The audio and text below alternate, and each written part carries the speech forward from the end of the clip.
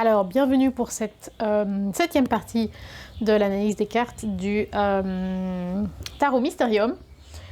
Et on va commencer tout de suite avec le jugement.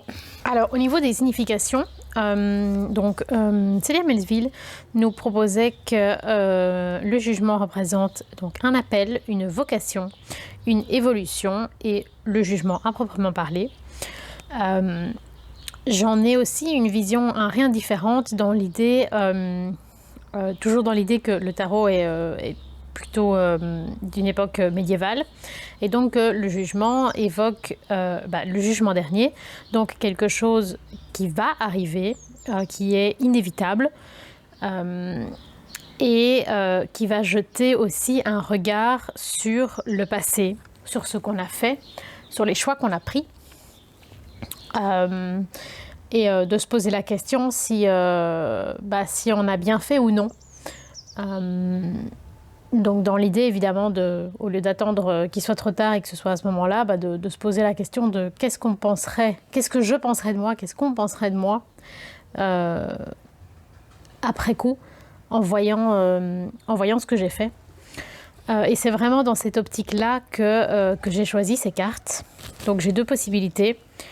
J'ai celle-ci, donc où on a ces personnages ici qui regardent, donc qui sont passifs, qui regardent je sais pas très bien ce que c'est. Ça doit être une sorte de requin, enfin en tout cas si c'est un requin, c'est pas un mammifère marin, mais un animal marin, un grand animal marin. Qui est dans une tasse de thé, mais bon, ça c'est le côté onirique, le côté mystérieux, mais en tout cas moi ça m'évoque ce que l'homme fait autour de lui, à la nature, le fait de penser qu'il a le droit de la dominer, de l'utiliser pour son plaisir. Voilà, tout ce qui est zoo, aquarium, c'est vraiment quelque chose avec lequel j'ai beaucoup de mal et que je ne cautionne pas du tout. Voilà, ça me renvoie à cette image mais quel type d'humanité faisons-nous si on est capable de faire des choses pareilles ? Et ça peut sembler n'être rien aujourd'hui, mais par exemple, dans 300 ans, quand on parlera d'une époque où on était capable de faire ça, qu'est-ce qu'on dira de nous, contemporains, à quel point on était inhumains, en fait, et à quel point on s'en fichait du bien-être animal, parce qu'on sait très bien que les animaux ont une sensibilité, souffrent de mauvaises conditions de vie, mais ça ne nous empêche pas de continuer. Donc voilà, cette carte me renvoie à toute cette problématique.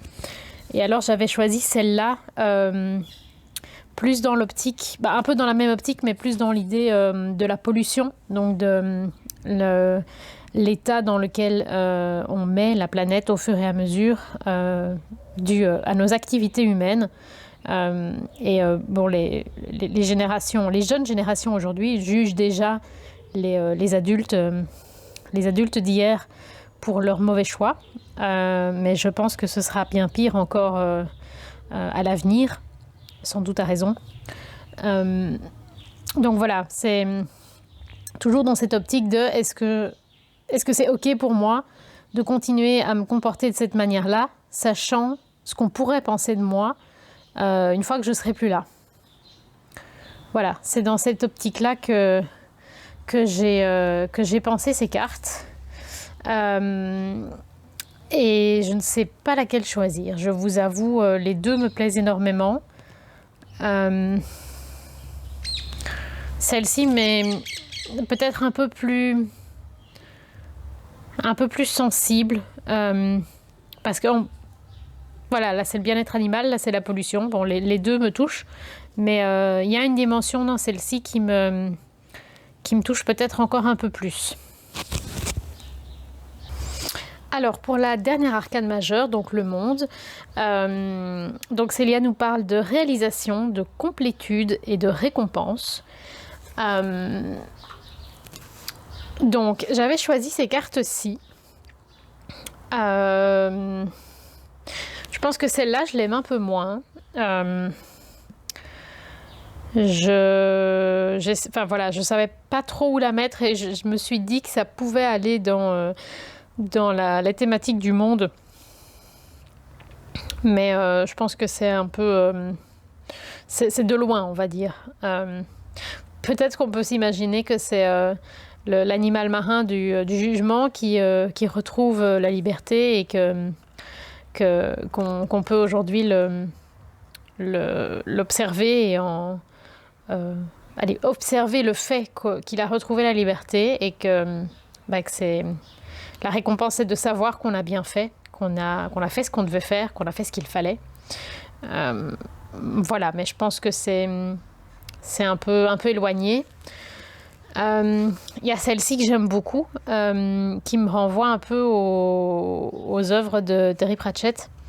Que je connais très mal, hein, mais dont j'entends souvent parler avec beaucoup d'affection. Je la trouve très poétique aussi dans cette idée que notre monde, celui qu'on connaît, est soutenu quelque part par toutes les espèces qui le constituent. Et donc cette idée déjà qu'on n'est pas supérieur aux autres espèces, mais aussi que si l'une s'écroule, c'est l'ensemble qui s'écroule. Et alors il y a celle-ci aussi qui est sans doute plus imagée, mais qui est plus personnelle. J'aimais cette idée. Ce que j'y ai vu, c'est un peu tordu. Je vous explique. Ce que j'y ai vu, c'est que donc l'oiseau, au lieu de le mettre en cage, on a mis un robot à sa place. Un robot, un jouet. C'est-à-dire qu'on avait le désir d'avoir un petit compagnon à ses côtés, mais on a conscience que la place d'un oiseau n'est pas dans une cage. Et donc on a fait un compromis, on a trouvé un remplaçant, si je peux dire, pour satisfaire ce plaisir égoïste, afin de pouvoir libérer le véritable oiseau, de lui rendre la liberté. Ce qui est une forme d'abnégation de soi. C'est un peu ma vision de la maturité, d'avoir grandi, d'avoir évolué, d'avoir compris qu'il y avait autre chose que notre petit nombril dans le monde, et que notre plaisir ne justifiait pas tout dans le monde. Donc c'est voilà, une réalisation